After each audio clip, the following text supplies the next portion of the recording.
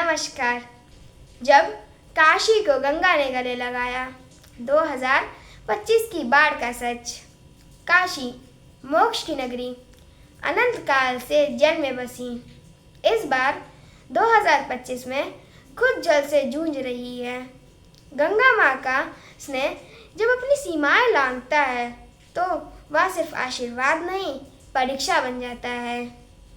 इस अध्याय में हम समझेंगे कैसे एक प्राचीन शहर ने प्रकृति विपदा में भी अपनी आत्मा को जीवित रखा। जुलाई 2025 का तीसरा सप्ताह। आसमान लगातार बरस रहा था, जैसे किसी ने मेघों को रोने की छूट दे दी हो। उत्तराखंड और नेपाल से बहने वाली नदियों ने अपनी रफ्तार तेज की और गंगा का जल स्तर दिन ब दिन बढ़ने लगा।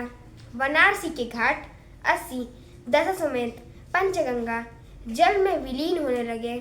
मंदिर की सीढ़ियाँ गंगा की गोद में डूबने लगी। गंगा आरती जो दशाश्वमेध घाट पर प्रतिदिन होती है, अब नाव और ऊपरी छतों पर होने लगी। श्रद्धालुओं ने आरती की लौ को जलते रहने दिया। यह लौ सिर्फ घी से नहीं बल्कि भावनाओं से जल रही थी।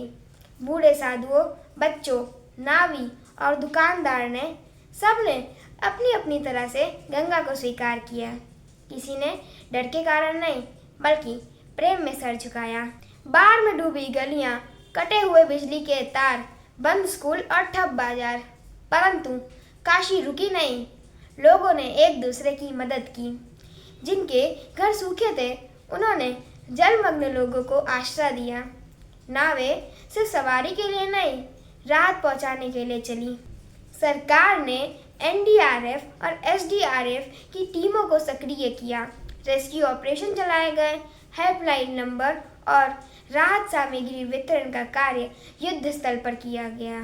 लेकिन असली बल तो काशी वासियों में था, जो हर विपदा में भगवान शिव का नाम लेकर मुस्कुरा देते हैं। यह घटना केवल एक प्राकृतिक विपदा नहीं थी, यह काशी की परीक्षा थी।